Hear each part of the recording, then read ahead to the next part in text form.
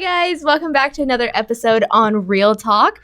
This is episode 79. In case you watched the vlog that corresponded with this, it is not 97 or any other number I may have said. It is 79 today. Episode 79. Yes, we are here with Mr. Chris Sanino. He is many titles with Independence Property Management, our senior property manager, asset management, and director of something Yeah. with I'm the janitor here at Freedom Real Estate Group, in case you didn't know. Yeah. No. But today we're going to be talking about how to lease your property during the cooler months, or how you kind of put it in the vlog, during the holiday season. Right. Even so we touched on a few different things, giving back during that time, incentives, maybe be a little more flexible on, like rent pricing and things like that. Yep. So what is, the top thing that you kind of think of whenever you're hitting that season? Yeah, so the big thing I tell our client, our owners, and any other investors I talk to that are even thinking about buying rental real estate, is that you can't put a price tag on experience. Absolutely. Okay? So it is very, very important when somebody's moving into a property that you're saying, hey, I'm supplying this for you to live in. Mm-hmm. All I ask in return is you take good care of it, you communicate well, and you pay this, rent that Yes. helps keep the property moving, is that they have a good experience when they're doing that. Mm-hmm. The winter months are one of the most sensitive times to have a good experience because we're more prone to have, accidental issues with maintenance concerns due to the inclement weather. Yes. And in Ohio, especially, we're notorious for having all four seasons in the same day. So, Yeah. So what would have been a, wonderful, 65-degree sunny day can turn into, below zero temperatures overnight. Yes. Absolutely. And that can cause huge issues when it comes to water and utilities and even some other mechanical things failing. Mm-hmm. So it's really important that we set that precedence. We're there often too. We inspect a lot to make sure nothing breaks. But we also don't want somebody moving into that, right? We don't want. We've had situations in the past, not recently, where property was great to go, heat was on, everything was good. Tenant signed a lease. They moved in on a Saturday morning, and all of a sudden they walk in and there's a pipe broke somewhere because it dropped temperature over the last 2 days, right? So it's important for us to mitigate that, but it's also important that our clients understand that, we have to set the tone for that thing, and we try to mitigate the best we can. With that, the conversation around renting during the winter months is different than in March or April, because we're dealing. We mentioned in the vlog that it's not so much just winter months; it's also holidays. Yes, it's when everybody's coming into town and they're seeing their in-laws and all these people that they may or may not want to see, and they're having all of these events. And so on one hand, that's a good marketing tool, because if we have a very spacious place, we can say, imagine your dining room table and hosting your family. Absolutely. But if we're renting a 900 square foot home, that's not necessarily the topic we're talking about. Mm-hmm. Instead, we're trying to figure out how to get them in there, and they're more worried about, oh man, mom's coming into town, and grandma, is she going to be able to get up these stairs? So we have to be sensitive to that. Somebody providing a service, but at the same time, we can't fix that all the time. We have one property right now that's on the market that people keep saying it's small. Well, I can't just add square footage, right? At least not easily, right? So it's going to be right for somebody. Yeah, that's exactly what I was going to say. Might not be right for them, but somebody will love that. Right, absolutely. I mean, if this was New York, people would be fighting over a 900 square foot. Let's arm wrestle for it. Yeah, absolutely. Something that you said that was kind of a light bulb for me was, you were talking about, the potential for pipes busting and making sure, you have the heat set at the right temperature. That's mostly, just securing the asset, making sure that the asset itself is, safe. Mm-hmm. Something that's important to think about, especially if you're an out-of-state investor, maybe you live in California and you don't really you've never experienced pipes bursting or even know that was a potential. Absolutely, if you're in any of states of the Midwest or anywhere where it's kind of cooler, gets below freezing, definitely consider that if you have someone that's going out and checking on the property for you or something, making sure that that thermostat is set at an appropriate temperature to prevent that from happening. Exactly. Yeah. And then also keep in mind, a single story home, the thermostat is different temperature than something that's 2 or 3 stories or with a basement. Correct. Like you have to keep into account like how the home is actually going to operate and flow with temperature. And then with that, like, you know, we talked about like gifting a little bit. Yeah. I'm going to tie that into like how the property is presented. Yeah. One of the things is like when we're marketing, we have to market in a way that's appealing, right? Correct. So we don't necessarily, unless we have like a property that comes up in the winter and there's snow on the ground, we usually try to get photos in the fall or some other time where they know what the property looks like during the off season, the non-winter months when it doesn't look dreary, and even though snow's gorgeous most of the time, it's not best for marketing for those. Absolutely. Unless you live in like Colorado in the hills and like the snow is while you're there. Like we try not to have that in there. So that's kind of important when it comes to timing of marketing. True. And then the gifting part that I mentioned was we don't need to be aggressive with the rents. So that's what I usually encourage our clients to do is like, listen, your property's most likely going to sit a little bit longer anyway because we're in a slower period. Let's not try to push it, right? If the rents are here and we know we can get this during March, I keep going back to March because that's when everything kind of picks back up again. If we know we can get this the rest of the year, let's go a little bit below that because it's still comparable to what they, you know, the prime rent is, but it's a little bit more appealing to those that are uprooting their lives and they're moving into a new place. It helps a little bit with that immediate eye catch. Like, oh, there's a property that normally would have probably been more, but now it's less. Wonder why that is. I'm going to go take a look at it. They look at our wonderful photos. They go and look at it and they're like, oh, I love this place. Because going into the next year, then you can raise the rents. Yeah, I was going to say, and usually, you know, on a year renewal, you increase your rents. I think average is probably 3%. So 3 to 5. Yeah. But also to go along with that, you know, if necessarily you didn't want to go that option, you could also try incentivizing. Correct. That, and that may, you know, put a buffer in there for you to where, yes, maybe you're putting out a little more at the very beginning, but you're going to get that same rent that you were projected at the beginning. Right. And I mean, there's all kinds of different things that you can do to incentivize. You know, you could maybe do like, especially during the holidays, you know, you could be like a holiday gift card or holiday extra cash, something like that, or some type of move-in special. I mean, there's all kinds of different things that you could do to incentivize, especially during the holiday season. Yeah. Well, and one of the cool things that we did, actually, I think it was Flip, one of our founders, when we first started IPM, I think it was the first winter we had, he had this brilliant idea, and we just ran with it. I think we bought like probably 50 or 100 of these, but he was like, you know what? Walmart and somewhere else was selling TVs like really, really cheap. Oh, yeah. So we went on a Black Friday and bought like 5 or 6 like huge TVs, like 50-inch TVs. Like they weren't small, but they were like $200 or $300, which is nothing when you're really thinking about it.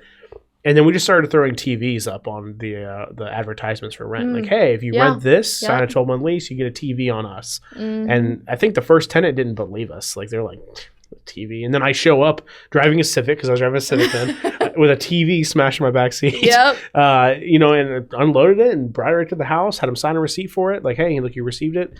And once we did it once, like, it was easy. We were just sinking TVs in people's houses.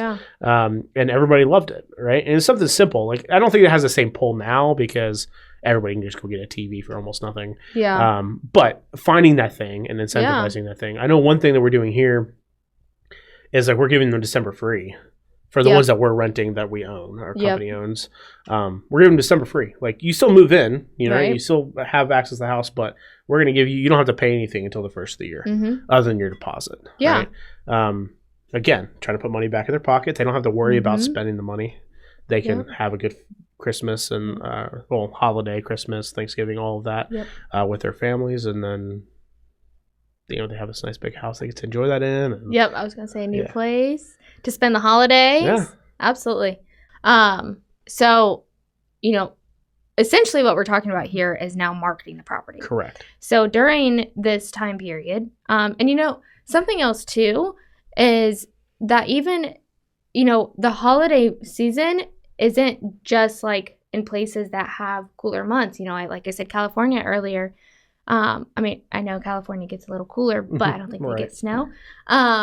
But they still face, a little bit of a hardship with when the holiday season comes around. Right. So, your marketing altogether just has to be a little more aggressive than what you normally would. You have to do several different things and try different things to try to push that property out more and get more eyes and attention on it than you normally would.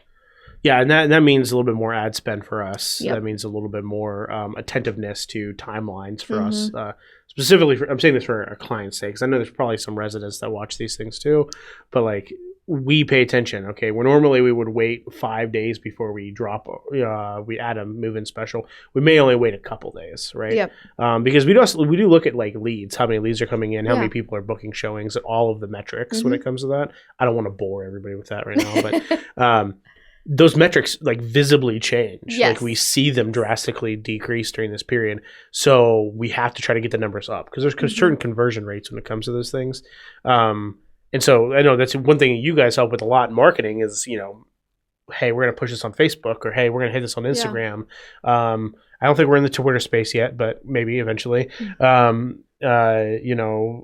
Even on our website, we'll send out newsletters and we'll try to do like flagship properties for the week or the month or whatever. But one of the key things, and this kind of circles all the way back to the beginning of the conversation and then kind of ties it back, is we talk about resident experience when they're moving in and you can put a dollar amount on that. Yeah. But I'll tell you what, anytime there's a happy resident that's had a good experience when they move into a property, rent's set right, they're treated well, they don't have any issues, they renew, they're on their third year, they're more likely to refer their friends and family. Yes. And that comes incredibly more valuable when it comes to slow periods or even properties that aren't in the winter months that just move slower, is that we can incentivize our residents, our existing residents to, hey, if you have a friend, cousin, uncle, maybe your uncle second removed came to visit you and just loved Ohio for some reason, so they decided to stay.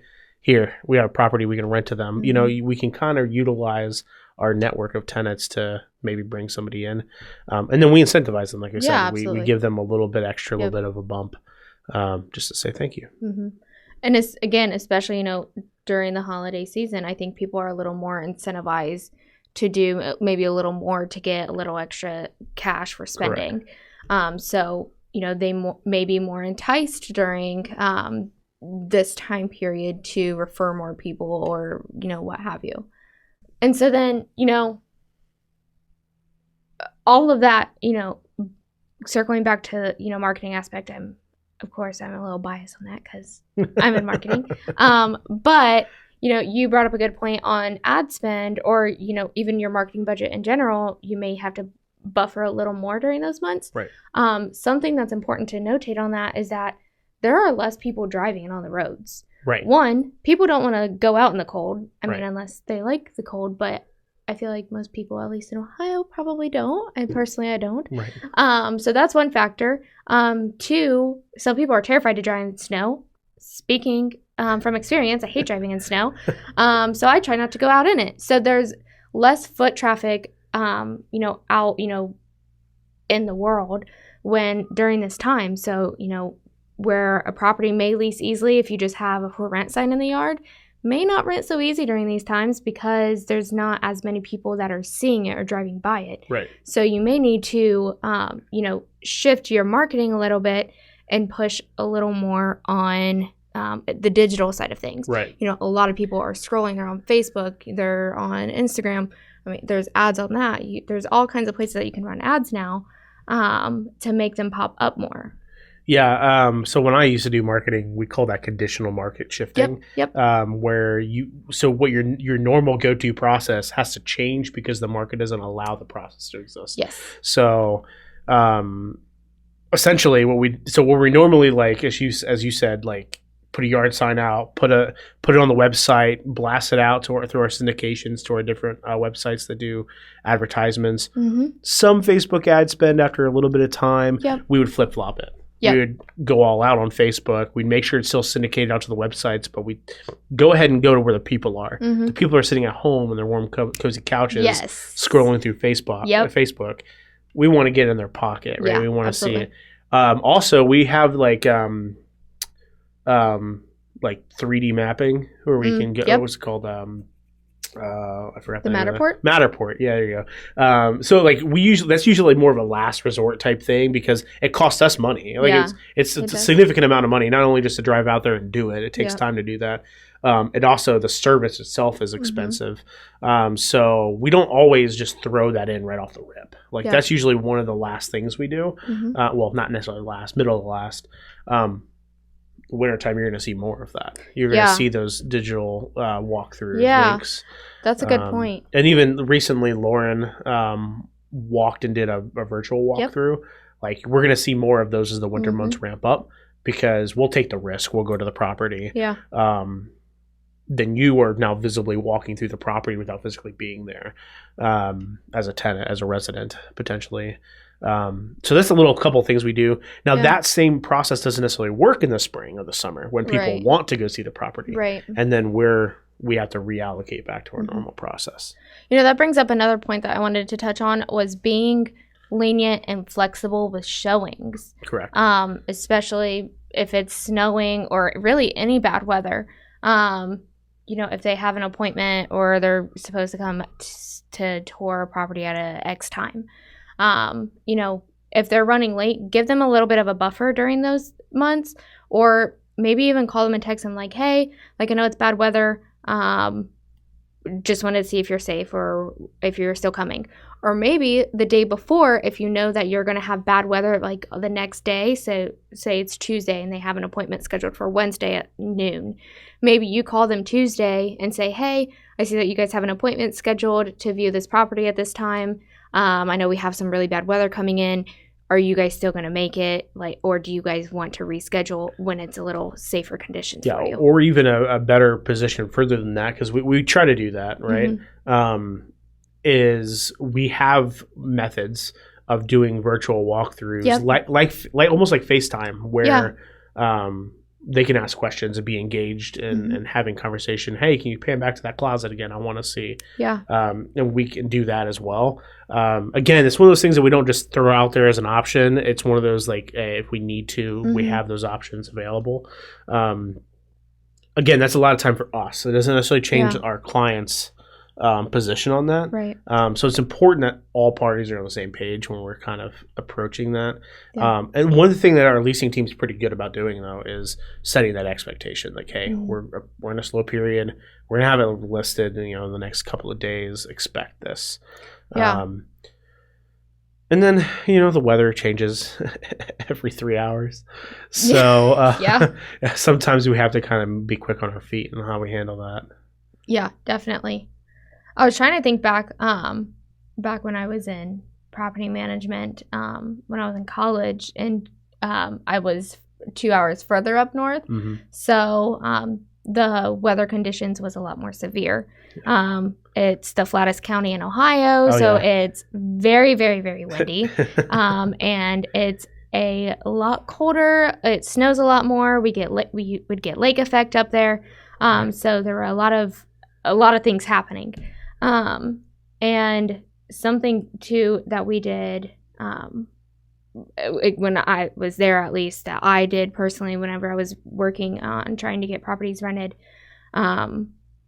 was really, just trying to level with them and, listen to them and talk to them as if they aren't going to be like a resident or a tenant. Just talk to them as a person, understand the holidays are coming around, and just be there and like kind of like be compassionate about the holiday season and what they're going through, or maybe I don't know, maybe their car currently doesn't have heat, something like that. Yeah, well, and that's that's one of the things that we try to do generally as an organization. Right, is we absolutely. try not to put people in boxes. Like, oh, you're a resident, you go in this pile. Like, right. no, you're a person. You have Yes. feelings. You have Yes. budgets. You have to deal with family concerns, and we care. But of course, like everybody has to perform. So right, absolutely. There's definitely a stipulation, and also the other part of that conversation also is like, if you're a potential tenant, like listen to this, like 100% tell us what you expect. Yes. Like, hey, Yes. I'm looking for a 3-bedroom, 1 to 1.5 bath. Mm-hmm. These are the areas I like, because even if we don't have something right then, we have a big enough portfolio and we have a big enough buy box that it's very, very likely we're going to have something in those areas soon. Yeah, absolutely. And then we do keep a rolling list. We do have a list of people that we go back to that we didn't have something last month that was good for them. Are they still interested? It's the same thing we do with our buyers. Like when we're selling properties, we give them the properties to opportunity to buy. It may not be exactly what they're looking for. That doesn't mean they go in the delete never use pile, right? We're going to pull them back and say, hey, this might be more up your alley. Yeah. We do transitions a lot too, where we'll transfers, where somebody's approved for a property and they're like, well, I don't really want this one. Yeah. And then we find one they like and we just move them into that one instead. And in the winter months, the holiday months, absolutely it's important, because we don't want anybody to settle for their place they're renting. I want you to want the place that you're renting. So communication is super important. And then from us to the owners, the clients, the people that own the properties, the same thing. Like being very, very clear on what to expect. Rent should be this. Yeah. During these months, you may want to consider this. This is your bottom line rent. We won't accept anything less than that. And then kind of expect timelines and things like that. Yeah. That was exactly what I was getting at. I think I was just kind of poking it out a little bit. So thank you for stepping in. Hey, no problem. Teamwork. Right. Makes the dream work. Yeah. But something else too, you're working on that relationship. You're hearing what they're having to tell you, create a win-win situation out of that. They may not, the property that they're originally interested in may not work, but, you listened to them and you heard their story and you have something else that might work for them. Just be there and listen, and then try to help them if you can, But something else too that you could always consider are shorter lease terms if you wanted. Yeah, and that's actually something that we do. I mean, obviously, most of our owners' clients, they want that security of having a 12-month lease. Yes. Yes. But I will say we have both sides of this coin. We have some people that are like, listen, look, I'm getting up there in age. My kids are out of the house. I just need a place with an extra room where they come visit me. I don't plan on moving. I love this area. I work 10 minutes away. Yep. We'll offer them a 2-year lease. Hey, we'll rate lock that for you. Yep. Pay a little bit more up front, because, if we're in the winter months, we may lower the rent a little bit. Okay, hey, we can do a 2-year lease at this. People go for that. They like that. Or 3 years, depending. But a lot of clients don't want 3 years. They'll kind of negotiate for 2. That's fine. The other side is what you're hitting at is, look, I just need a place for a few months, 4 months, 5 months, 6 months, or even every now and then we have somebody that just wants a month-to-month thing, which is a little bit more rare, but it's actually kind of a benefit to our owners, because then they have the ability to be rented through the harder months and then get premium rent going forward. Yes. So all of those are options. Yes, absolutely. They're not options for every property. They're not options all the time for each property. Right. But it's definitely like conditional based on what the market's telling us, what our feedback is from people as they view it, and then also what our owners want, because we do have quotas we have to hit as far as like performance and metrics for properties. So if owners expecting it to be rented, like we need to do everything we can. So we may not have time to negotiate all those moving pieces. Yeah. But we try to find the best path between all of the different variables. And get something going. And there are a lot of variables. I mean, right there, you probably mentioned at least 3. Yeah. So, I mean, there's a lot of different strategies you can do. It's really going to be based on, what you've done, what you have found works for you, and going from there and, changing your strategy as the weather changes or the season or what have you. Right. Yeah. So to kind of recap and bring this full circle. Yes. Big thing investors need to keep in mind. Be flexible with your pro formas. Yes. Okay. Yes. So if you're buying a product from us, we've like done the legwork on pro formas. Correct. Actually, there's been whole science and art going into that. Mm-hmm. I think we all have doctorate degrees in pro formas at this point. But be flexible. So we're going to present you something, or if you're an investor, you've prepared something on how you expect a property to perform over a certain period of time. Take into account that you may have dips if we're renting during these months. Correct. Right? So prepare for that contingency. Don't keep the rent tight and tell me, hey, $900 is the rent I want if $850 doesn't work. Okay. Mm-hmm. If $850 makes the property not a good investment, then we need to have a better conversation. Okay. Be very honest with me about that. Yes. Because I don't want you losing money because we're in November trying to rent your property. Right. That's just to all my owners out there. I got you. Okay. Second thing, part of that flexibility is knowing that not all of the renters or people in the market that are looking to rent are going to be able to afford top market rents or want to pay top market rents during the holidays. Yep. That just goes back to being flexible. We can talk about that on a case-by-case basis. Mm-hmm.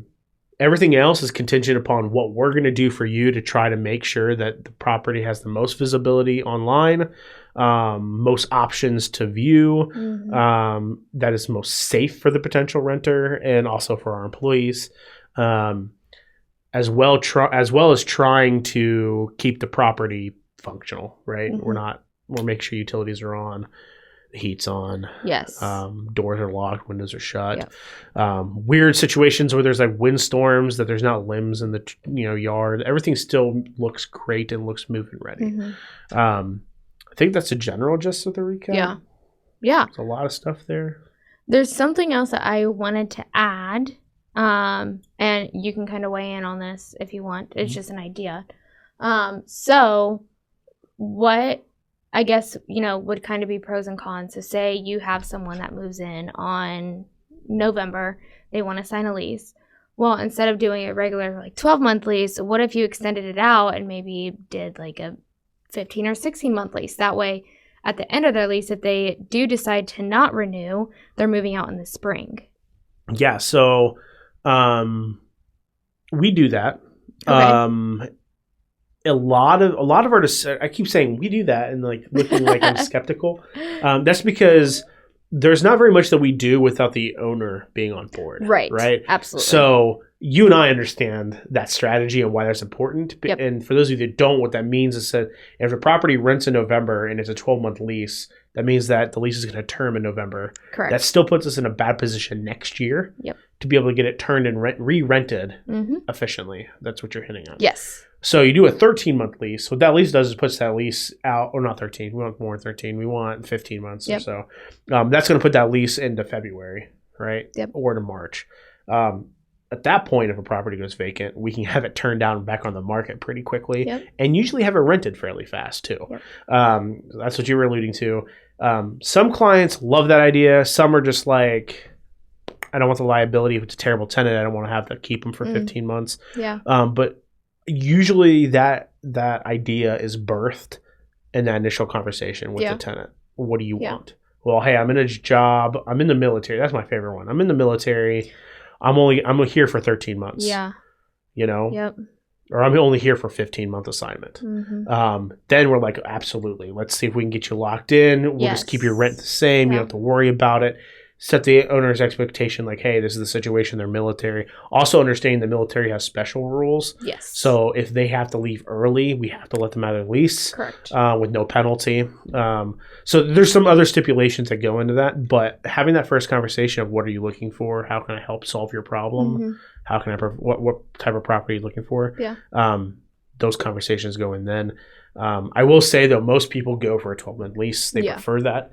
Especially in an economic state that we're in right now, there's not a whole lot of security as to where we're going to be a year from now. Right. So, and I think through COVID, it kind of brought the layman to perspective of how the economy works a little bit. So I think people are being a little bit more careful on making big decisions like that. Yeah. My favorite one, actually, other than the military conversation, because I am a huge supporter of our armed forces, yes, is just forgot. College students. That's a big one. They know they're going to be here for 2 years, but only seasonally. Yep. So sometimes it's short-term leases. Yep. And then the other one was, and I just forgot it, medical professionals. Because sometimes they're, we had one tenant that property was like right near a hospital too, so it was perfect for them. And they're like, listen, I'm here for my 2-year residency. And I was like, are you sure it's not a 3-year residency? And they're like, no, it's 2 years. And then I go, he's going to go to a different hospital down south. I was like, okay, this is what we can do. Yeah. And actually it was something weird. It was like 27 months. It wasn't like 2 years. Yeah. So we locked him into a 2-year plus lease. And then I was like, and then it was perfect because the hospital is actually paying for his bill. So we actually got 3 months of rent at a time, which is great. So yeah, we do creative things like that, but like we wouldn't have known that about that person because his application came in like, I'm Joe Schmo and I want this property in 12 months. And until we had the conversation that he's a student and he's doing his residency, we were able to connect those dots and then actually provide him exactly what he needed. And owners love that because they also have that security of knowing that they're going to be rented for that period of time. Yeah. You brought up something too about, working with our clients, working with our investors. IPM has its own set of standards, but also we work very closely with our clients to make sure that their property or properties are performing the way that they want it. Correct. And we can set their own kind of set of like requirements. Correct. So. Yeah. So when we sell properties as Freedom, I'm putting on a different hat here, different title. When we sell properties as Freedom Real Estate Group, we're talking about conversations during the sales process of setting the expectation, but then also months down the road once it sells and we start going through like, how's your property this month? Here's your expenses. 6 months down the road, I try to do like a little general recap to see like, are we kind of looking good for what the pro forma predicted? That way we have time to change and shift. And when we're making renewal decisions or we're making decisions about whether or not we're going to get a new tenant, then we can say, okay, last year we performed at X. Yep. This year we're going to do this. And then I do try. I mean, honestly, I try to avoid renting properties in the holidays as much as possible. We just have to. Because I know that the clients are going to be happier and better off if we're not renting them in the winter. But they're going to be really unhappy if they're vacant and we're trying to rent them throughout the winter and they're not rented, right? Yeah. So that's why we build these strategies, these different contingencies to try to perform and make sure that the properties do what they're supposed to do. Yeah. All right. Well, that was good. Do you have anything else that you maybe want to add or any kind of last tidbits? We have a lot of properties on the market right now, both for renters to occupy, like ones that we've renovated or turned and they're ready to rent, and then several that are on the market to sell. Yep. Now, let me say this, the good thing about the properties that we're selling versus the properties that I'm currently trying to rent is the properties we're selling are already rented. Correct. So with 12-month leases. With 12-month leases. Yes. And so when we go to, if you're interested in having something that you're like, Chris, you said some great things, all good points. Man, I don't want to deal with the headache of, having to buy a property and rent it out. No procedure as of Q3 of this year. We rent all turnkey properties before we sell them. So you don't have to deal with that headache. Yes. We've already gone through that. We've taken the burden of that expense. And we've held those holding costs so that we can make sure they're performing for you. Yes. And so you're going in running instead of walking. Yes. Okay? And then the properties I have on the market for my clients, we're working on them. They'll be rented soon. That's Holiday all I have. Months. Oh, yeah. It's all good stuff. All right. Well, that's all that I have. Cool. I hope you guys were able to gain a little bit of insight from this. Maybe something that you haven't tried yet or didn't even know about. Maybe if you're listening from another state, maybe things that you didn't know about Ohio, like pipes busting or anything that's like that. As always, if you guys have any questions or topic ideas or suggestions or maybe a tidbit that we forgot, put it in the comment below. We'd love to hear from you guys. And that's it. We always like to end these with invest smart. Live happy. Bye, guys. Bye. Nothing on this show should be considered specific personal or professional advice. Please consult an appropriate tax, legal, real estate, financial, or business professional for individualized advice. Opinions and information on this show are not guaranteed. All investment strategies have the potential for profit or loss.